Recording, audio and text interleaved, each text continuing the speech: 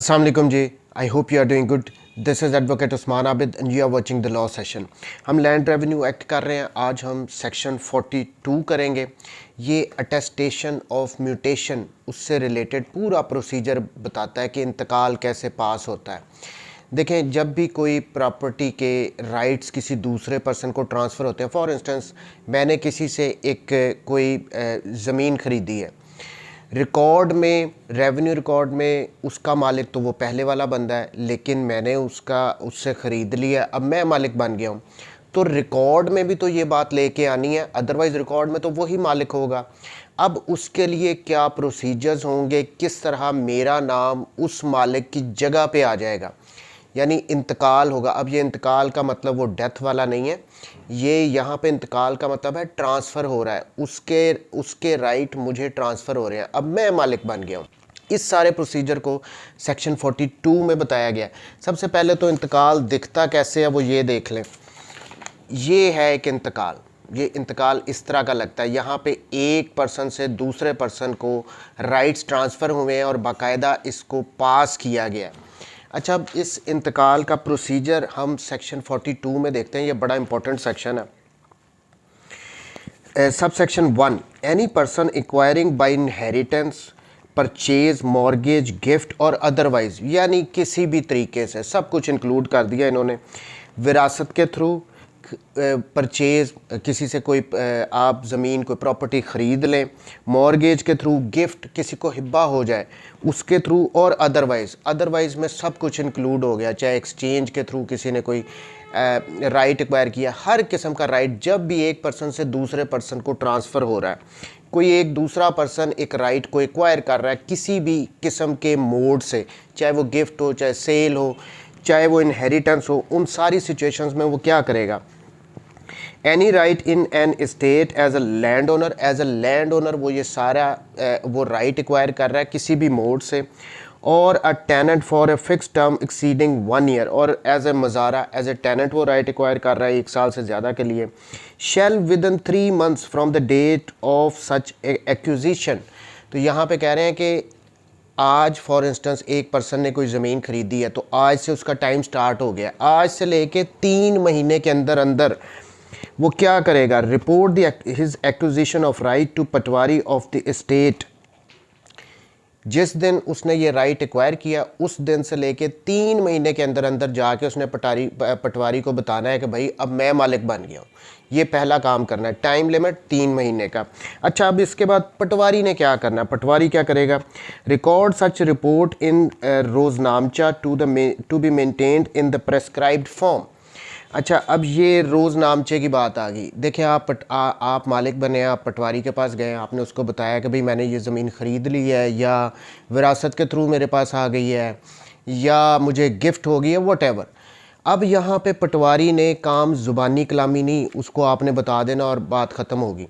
पटवारी क्या करेगा, जब आप उसको ये रिपोर्ट करेंगे बात, वो इसको अपने डेली डायरी, रोज़नामचा वाक़याती, एक रजिस्टर होता है, उसमें वो बाकायदा इसको तहरीर करेगा। ऐसा नहीं होगा कि आपने उसको बताया और उसने कहा ठीक है जी मैंने सुन लिया, नहीं, वो इसको लाजमी, उसके लिए कंपलसरी है, वो उसके पास एक रजिस्टर होगा जिसको डेली डायरी भी कहते हैं इंग्लिश में, और उर्दू में रोज़नामचा वाक़याती, उसमें वो रजिस्टर करेगा। अब अगर हम ये लैंड रेवेन्यू रूल्स देखें 1968 के, उसमें रूल नंबर है 34, उसमें ये बताया गया रोज़नामचा वाक़याती, उसके बारे में बताया गया, रजिस्टर होता है, वो सारी डिटेल्स उसको आपको रूल नंबर 34 में मिल जाएंगी। अच्छा, ये रोज़नामचा वाक़याती दिखता कैसे है, पहले तो इसको देख लें। देखें जी, ये है एक रोज़नामचा वाक़याती, मैं इसको साइड पे भी इसकी पिक्चर लगा देता हूँ। अब इसमें है क्या, पहले तो साइड पे इसके एक नंबर है, ऑब्वियसली एक नंबर इसको लगेगा, 274 है। जिस डेट पे ये लिखा जा रहा है वो डेट होती है। फिर उन्वान इंदराज, यानी किस मकसद के लिए ये रिपोर्ट हो रहा है, यहाँ पे लिखा है इंतराज, इंतकाल, तमलीक ज़ुबानी, यानी हिब्बा के थ्रू कोई प्रॉपर्टी ट्रांसफ़र हुई है और उसका इंतकाल करवाना है, ये आके इस रिपोर्ट का उन्वान है। फिर आगे वो वाक़यात में फैक्ट्स बता रहा है कि फ़लाना बंदा मेरे पास आया, उसने मुझे बताया है कि मुझे तमलीक होगी, ये सारे फैक्ट्स वो लिखता है, नीचे साइन डेट वगैरह होता है। ये होता है डेली डायरी, रोज़नामचा वाक़याती। रूल 34 है इसका, 1968 के रूल्स का। अच्छा, ये जो रजिस्टर होता है ये हर साल के लिए होता है। हर साल में पटवारी को जाके जितने भी मैंने आके बताया उसको एक नंबर लग गया, फिर उसी दिन आके कोई दूसरे ने बताया उसको नेक्स्ट नंबर लग गया। सो ये रोज़नामचा वाक़याती का रजिस्टर उसने मेंटेन करना होता है, ये उसकी ड्यूटी है। देखिए यहाँ पे वर्ड हुआ है हु शैल, यानी पटवारी लाजमी ये काम करेगा कि रोज़नामचा वाक़याती उसका बनाएगा। अच्छा, फिर आगे क्या करेगा, बी में furnish a copy of the report so recorded free of cost to the person making the report.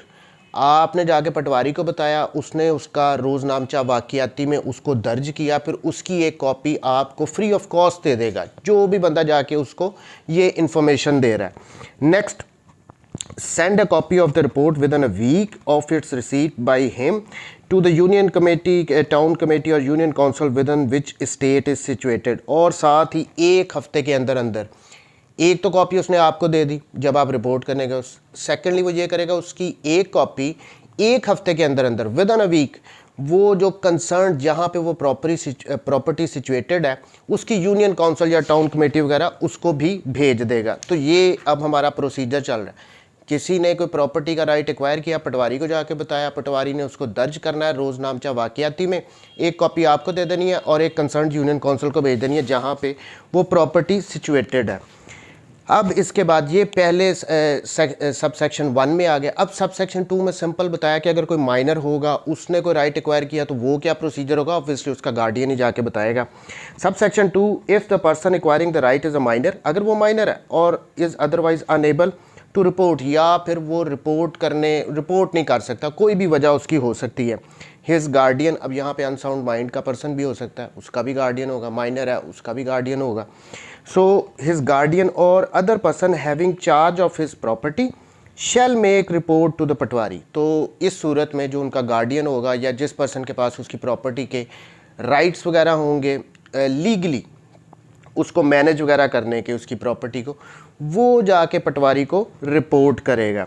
अच्छा, यहाँ पे हो गया। अब 3 में सब सेक्शन 3 में क्या कह रहे हैं उसके बाद अब पटवारी ने इसको रजिस्टर ऑफ म्यूटेशन, उसमें भी आगे इसको दर्ज करना है। एक तो रोज़नामचा वाक़याती में किया, उसके बाद अब जो रजिस्टर है उस पटवारी के पास जिसमें वो ये इंतकालात, ये म्यूटेशंस वगैरह पास होनी है, उस रजिस्टर में भी उसने दर्ज करना है। The patwari shall enter in his register of mutation every report made to him under subsection 1 और subsection 2। यानी सबसेक्शन 1 में क्या था, जिस पर्सन ने एक्वायर किया उसने जाके बता दिया। सबसेक्शन 2 में हमने क्या पढ़ा, अगर कोई माइनर है तो उसका गार्डियन वगैरह जाके बता रहा है। तो ये कह रहे हैं रजिस्टर ऑफ म्यूटेशन में वो ये फिर इसको दर्ज करेगा बाद में, लाजमी है सबसेक्शन 1 और 2 के लिहाज से। फिर साथ और भी कह रहे हैं, तीसरी भी सिचुएशन ला रहे हैं, and shall also make an entry in the roznamcha and in the register of mutation respecting acquisition of any such right as aforesaid which he has reason to believe to have been taken place and of which report should have been made to him under either of those subsections and has not been so made। यहाँ पे कह रहे हैं कि अगर पटवारी के knowledge में आ जाता है कि इस तरह का कोई राइट्स वगैरह ट्रांसफ़र हुए हैं तो भी, और लेकिन उसको रिपोर्ट नहीं किया, तो फिर भी वो रोज़नामचा वाक़याती में और रजिस्टर ऑफ म्यूटेशन में उसका दर्ज कर सकता है, बेशक उसको आके रिपोर्ट ना भी किया गया हो। And has not been so made, लेकिन उसके नॉलेज में आ गया वो कर सकता है। सो यहाँ तक अब हम जो पहुँचे हैं ये इंतकाल के प्रोसीजर में, किसी ने कोई राइट एक्वायर किया, अगर वो माइनर है तो उसका गार्डियन जाके रिपोर्ट करेगा, रिपोर्ट करने के बाद उसका रोज़नामचा वाक़याती बनाया जाएगा, दर्ज करेगा पटवारी, एक कॉपी उसको दे देगा, एक यूनियन काउंसिल को भेज देगा जहाँ पे प्रॉपर्टी सिचुएटेड है। उसके बाद रजिस्टर ऑफ म्यूटेशन, उसमें भी उसको फिर वो दर्ज करेगा। आगे चलते हैं। Section 4, the report made to the patwari under sub section 1 और सब सेक्शन 2 और recorded by him under sub section 3। 3 situation है ना, तीसरी में था कि उसने खुद से रिकॉर्ड कर ली क्योंकि उसके नॉलेज में आ गया। Shall be displayed in such manner as may be prescribed. अब ये आप रूल्स में जाके देखें तो वहाँ पे हमें सारा कुछ मिल जाता है कि उसने ये सारे काम करने के बाद तो इसको डिस्प्ले भी करना है। पटवारी ने अपने ऑफिस में कर दे, जहाँ पे भी लोगों का आना जाना हो, वो सारा कुछ आपको रूल्स में मिल जाएगा कि भाई ये इस तरह राइट्स ट्रांसफ़र हो रहे हैं, इसका बाकायदा उसने डिस्प्ले करना है कि ये फ़लाना मालिक अब बन गया है, डिस्प्ले करना है। अच्छा, सब सेक्शन 5 में अब क्या कह रहे हैं, if the patwari fails to record और to display a report made to him under sub section 1 और सब सेक्शन 2। अच्छा, अब पटवारी ने क्या किया, आपने जाके पटवारी को रिपोर्ट किया कि भाई मैं मालिक बन गया हूँ, उसने उसको रिपोर्ट नहीं किया, उसने या फिर उसको डिस्प्ले नहीं किया। ये दोनों उसकी ड्यूटीज़ है, उसने रिकॉर्ड भी करना है जो आप उसको जाके बता रहे हो कि राइट्स ट्रांसफ़र हो गए, और डिस्प्ले भी उसका करना है। और यहाँ पे वो कह रहे हैं कि अगर वो ये दोनों काम नहीं करता या दोनों में से कोई एक काम नहीं करता तो फिर क्या होगा। The person making the report may make the report in writing to the revenue officer concerned, यानी जो रेवेन्यू ऑफिसर कंसर्नड होगा ना, उसको जाके आप इन राइटिंग दे दो कि भाई पटवारी ने के पास मैं गया हूँ, ना तो इसने रिपोर्ट लिखी है ना इसने उसको डिस्प्ले किया है। अच्छा जी, to the revenue officer and the chairman of the union council, town committee और union council in which state is situated by registered post acknowledgement due. आपने जो इन राइटिंग लिख के भेजना है वो रजिस्टर्ड पोस्ट के थ्रू भेजना है कि भाई इसने ये काम नहीं किए। And revenue officer shall thereupon cause such report to be entered in the registered of mutation. यहाँ पे फिर क्या करेगा वो रेवेन्यू ऑफिसर, एक किस्म की आपने फिर शिकायत लगा देनी है कि भाई पटवारी ने, हम इसके पास गए हैं, इसने हमारी रिपोर्ट नहीं लिखी या इसने डिस्प्ले नहीं की, लेकिन रजिस्टर्ड पोस्ट के थ्रू आपने करना है। फिर वो जो रेवेन्यू ऑफिसर है वो शैल कॉज वो इसको करवाएगा कि भाई ये आपका रजिस्टर की आपकी ये रिपोर्ट दर्ज की जाए या डिस्प्ले की जाए, वट एवर जो भी आपका है। अच्छा, अब सब सेक्शन 6 इसमें बता रहे हैं प्रोसीजर के रेवेन्यू ऑफिसर ने ये जो इंतकाल पास करना है, इस पर ऑर्डर करना है, उसके लिए वो क्या करता है। 6 में कह रहे हैं, सब सेक्शन 6 में, revenue officer shall from time to time inquire into the correctness of all entries in the register of mutation, यानी टाइम टू टाइम वो रजिस्टर ऑफ म्यूटेशन को चेक करेगा कि कोई इसमें एंट्रीज वगैरह हैं, उनको पास वगैरह करना है। And into all such acquisitions as aforesaid coming to his knowledge of which under the foregoing subsections report should have been made to the patwari and the entries made in that register, and shall in each case make such order as he thinks fit when respect to any entry in the periodical record of right acquired। देखें यहाँ पे उसने section 6 में simply कह रहे हैं कि उसने टाइम टू टाइम उसने चेक करना होता है रजिस्टर ऑफ, यानी जितने भी इंतकालात पड़े हुए हैं उसने उनकी तस्दीक करनी है, उन पर हुक्म पास करना है, उनको पास करना है। अब उसका बेसिकली तरीका ये होता है कि वो पार्टीज़ आती हैं, उससे कब्ज़ा वगैरह ले लिया, आपने पैसे ले लिए, इस किस्म की फिर गवाह होते हैं, फिर आइडेंटिफायर होते हैं कि जो शनाख्त कुनिंदा होते हैं, पार्टीज़ को पहचानते हैं, यानी उनके सामने वो बयान भी रिकॉर्ड करता है रेवेन्यू ऑफिसर और ऑर्डर कर देता है उस पर कि हाँ जी ये पास हो गया, ये प्रॉपर्टी ट्रांसफ़र हो गई है। ये उसने ऑर्डर यहाँ पे करना होता है, पार्टीज़ को बुला के गवाहों की मौजूदगी में, शनाख्त कुनिंदा की मौजूदगी में, भाई ये सही आपके दरमियान ये ट्रांजैक्शन हुई है या नहीं हुई, उसके बाद उसने ऑर्डर करना होता है। वो सेक्शन सब सेक्शन 6 में उन्होंने बता दिया कि ये उसके काम होते हैं। अब टाइम टू टाइम वैसे तो अब रूटीन में ऐसे ही चलता है कि ये सारे इन्होंने इकट्ठे हो जाते हैं तो फिर वो एक साथ ही वो सारे कर देता है। अब वहाँ पे यहाँ पे तो बताया गया कि मजलिस आम में उस मौका पे उस जगह पे जाके जिसका इंतकाल होना है वहाँ पे जाके ये इंतकाल पास करने होते हैं, लेकिन रेवेन्यू ऑफिसर सारे घर ऑफिस में ही बैठ के ये सारे इंतकाल पास हो रहे हैं। तो इन प्रैक्टिस ऐसे ही हो रहा होता है, लेकिन जाना इन्होंने मजलिस आम में उस जगह पे जिसकी हो रही हो वहाँ पे जाना होता है। सब सेक्शन 6, सो सेक्शन 6 में उसकी ये ड्यूटी है कि उसने ऑर्डर पास करना है इस पे। Next is sub section 7। अब इसमें पहले एक्सेप्शन बता रहे हैं, 3 वो केसेस ऐसे बता रहे हैं। फॉर इंस्टेंस कह रहे हैं except in cases of inheritance, जहाँ पे विरासत का मामला हो, और where the acquisition of the right is by registered deed, यानी रजिस्ट्री के थ्रू एक प्रॉपर्टी दूसरे को ट्रांसफ़र हुई है दूसरी, और बाय एन ऑर्डर और डिक्री ऑफ द कोर्ट, या फिर कोर्ट की डिक्री या कोर्ट के ऑर्डर के थ्रू कोई ट्रांसफ़र है। इन तीनों सिचुएशन में विरासत, रजिस्टर्ड डीड जिसको आम ज़ुबान में हम रजिस्ट्री कहते हैं, या फिर कोर्ट के ऑर्डर या डिक्री के थ्रू, इनको छोड़ के बाकी केसेस में यहाँ पर रेवेन्यू ऑफिसर क्या करेगा। The revenue officer shall make the order under subsection 6 in the presence of the person whose right has been acquired. पहली बात तो जो ऑर्डर 6 में उसने ऑर्डर पास करना है वो करेगा इन द प्रेजेंस ऑफ द, जिसका राइट एक्वायर किया गया उसकी प्रेजेंस में, यानी जो बेचने वाला है या जिसका प्रॉपर्टी दूसरे को ट्रांसफ़र हो रही है उसका होना ज़रूरी है, उसकी प्रेजेंस में। After such person has been identified by two respectable persons preferably from लंबरदार और member of ज़िला काउंसिल, तहसील काउंसिल और टाउन काउंसिल और यूनियन काउंसिल कंसर्न। कहते हैं कि जिस पर्सन की प्रॉपर्टी किसी दूसरे पर्सन को ट्रांसफ़र हो रही है उसकी मौजूदगी में उसको जब 2 पर्सन आइडेंटिफाई करेंगे, प्रेफरेबली या तो लंबरदार करेगा या उस टाउन कमेटी, उस ज़िला काउंसिल का जो उसके मेंबर्स होंगे वो उसको शनाख्त करेंगे कि हाँ जी यही बंदा है जिसकी प्रॉपर्टी ट्रांसफ़र हो रही है। हुज सिग्नेचर और thumb impression shall be obtained by revenue officers on the register of mutation, और उनके थंब इम्प्रेशन वगैरह भी लेगा। उसके बाद फिर वो अपना ऑर्डर पास करेगा, ऑर्डर ये सबसेक्शन 6 वाला कि हाँ जी ये प्रॉपर्टी ए से बी को ट्रांसफ़र हो गई है। सो इसको 6 का ही नेक्स्ट ब्रांच है सबसेक्शन 7।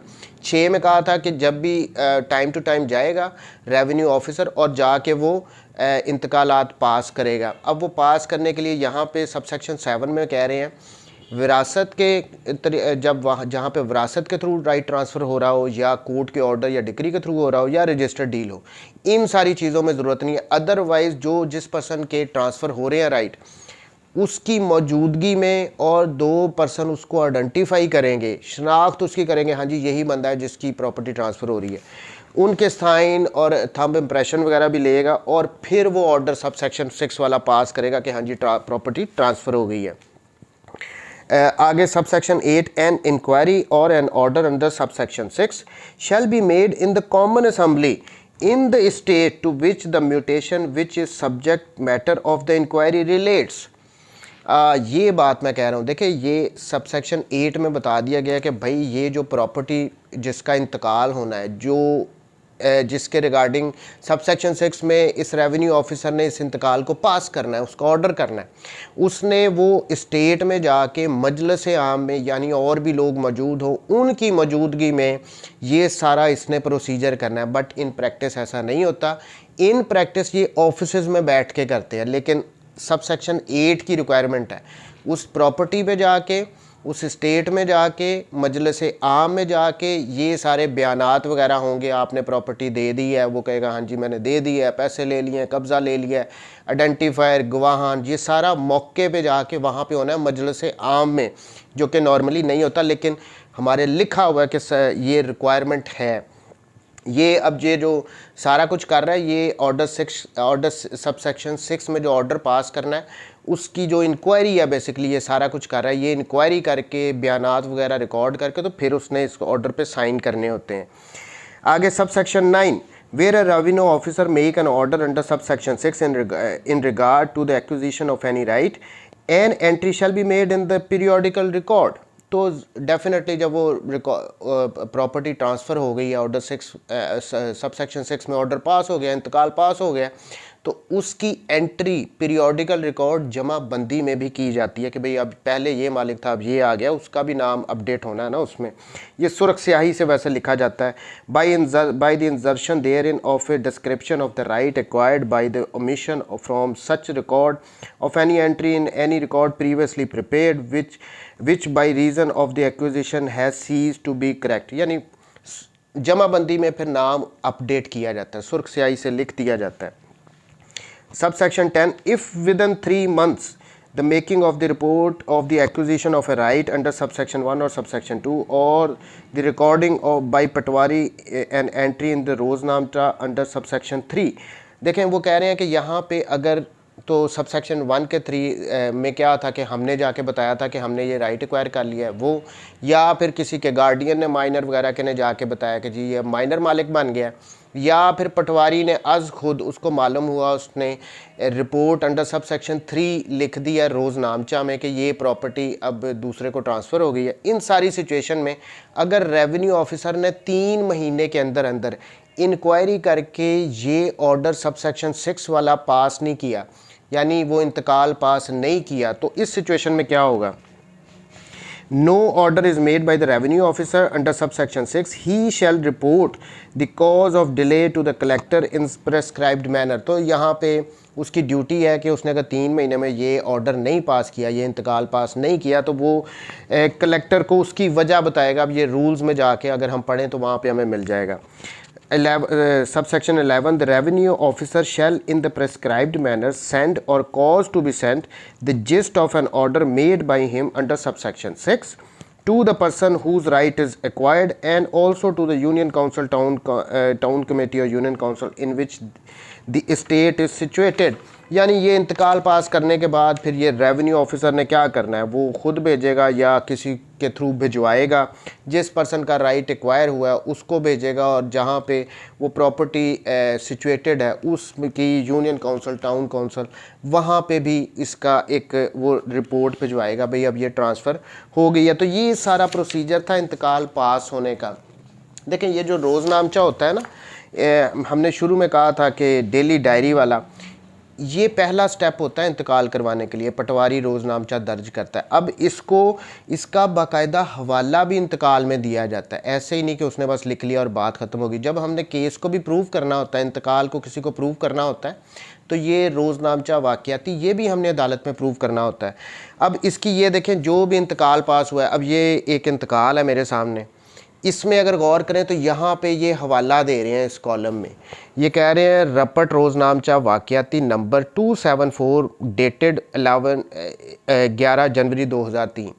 यानी काम शुरू होगा, आपने जाके पटवारी को बताना है, इसने रोज़नामचा वाक़याती में लिखना है, उसके बाद आगे प्रोसीजर फिर उसने रजिस्टर इंतकालात में उसको दर्ज करना है। अब फिर उसके बाद जो रेवेन्यू ऑफिसर है वो टाइम टू टाइम उसको चेक करेगा, फिर वो इंक्वायरी मीन्स वहाँ पे मौके पे जाएगा जहाँ पे वो प्रॉपर्टी है, मजलिस आम में बयानात वगैरह रिकॉर्ड करेगा, साइन अंगूठे वगैरह कराएगा, आइडेंटिफायर होंगे, उसके बाद फिर ये इस पे बाकायदा वो ऑर्डर पास करेगा। अब ये जो इंतकाल है अगर गौर करें, इसमें ये नीचे सिग्नेचर्स हुए हैं मालिक के, जो जिसने ख़रीदी है, जो आइडेंटिफायर्स हैं उनके सिग्नेचर हैं, ये ज़रूरी है। और इसके बाद ये एक वो ऊपर लिख रहा है सारी ये अपना ऑर्डर बामुकाम आज जलसा आम में। अब ये वो खुद ऑर्डर में यही लिखा जाएगा कि भाई जलसा आम में गया हूँ मैं, और वहाँ पे जाके मैंने ये इंक्वायरी की है, फ़लाना फ़लाना गवाह मौजूद था, फ़लाना फ़लाना शनाख्त कुनिंदा मौजूद था, उन्होंने तस्दीक किया जी ये प्रॉपर्टी इसने बेच दी है दूसरे को, और यहाँ पे उनके साइन वगैरह करा के तो वो अपने साइन कर देता है, ये इंतकाल पास हो जाता है। सिंपल सा प्रोसीजर है, लेकिन बहुत इम्पॉर्टेंट ये सेक्शन है, section 42 of land revenue act. अब नेक्स्ट लेक्चर में हम इंशाल्लाह करेंगे जो इसका कंप्यूटराइज्ड है तरीका, वो कैसे करते हैं। थैंक यू वेरी मच जी, टेक केयर, अल्लाह हाफिज़।